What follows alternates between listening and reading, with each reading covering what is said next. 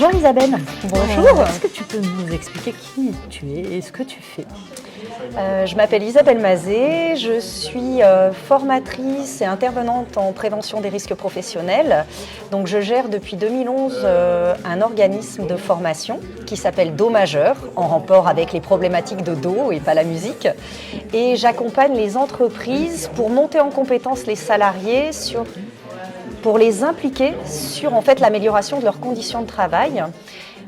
Donc je peux être amenée soit à faire de la formation, soit à faire de l'aménagement de poste, toujours pour replacer l'humain au cœur de l'activité et essayer de garder les gens le plus longtemps en bonne santé dans l'entreprise. Ok, très bien, très clair. Est-ce que tu as un scoop, une actu à partager? Alors, dans le cadre du salon Préventica, destiné à la prévention de manière générale, qui aura lieu à Lyon courant octobre, je vais co-animer un Prévacton, c'est-à-dire un événement d'intelligence collective où on réunit des gens de tous les horizons pour parler de problématiques de santé, de prévention des risques. Et cet événement va nous permettre de réfléchir à quel est le droit à l'erreur pour l'entreprise en matière de santé et de sécurité au travail.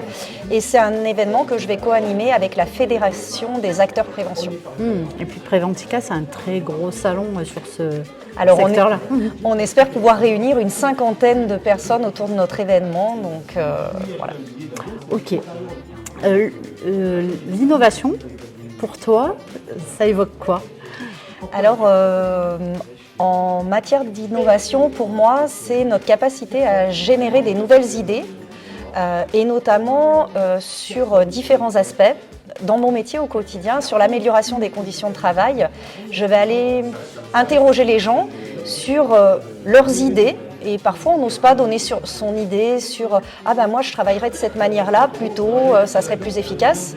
Et donc, l'innovation, c'est aussi se baser sur le savoir des personnes et comment on peut l'utiliser pour améliorer l'efficacité de l'entreprise. Expertise d'usage. C'est ça. Justement, peut-être dans cette lignée-là, est-ce que tu as un super pouvoir? Alors moi, mon super pouvoir, c'est l'écoute, je pense, et notamment ma capacité à accompagner les personnes et les entreprises pour mieux s'écouter les uns les autres et vraiment s'appuyer sur ce qu'on sait. Et pas aller toujours chercher à l'extérieur des grandes expertises. On a tous des experts dans nos entreprises sans forcément en avoir conscience. Très bien, donc une grande oreille. C'est ça. Deux petites questions pour terminer, donc en mode réponse courte. Est-ce que tu aurais un conseil à partager à un entrepreneur qui voudrait se lancer aujourd'hui? Appliquer la technique du petit pas, un pas après l'autre, pas vouloir aller trop vite et ne pas s'oublier en tant qu'entrepreneur, que ce soit en termes de santé mentale et physique. Très bien. Et on termine, on est ici en plein cœur de la brasserie du digital.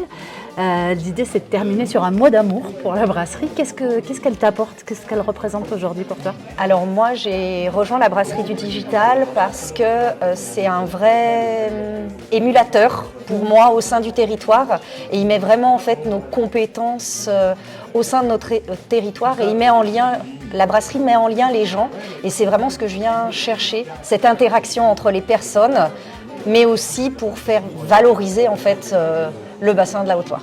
Super, merci beaucoup. Merci.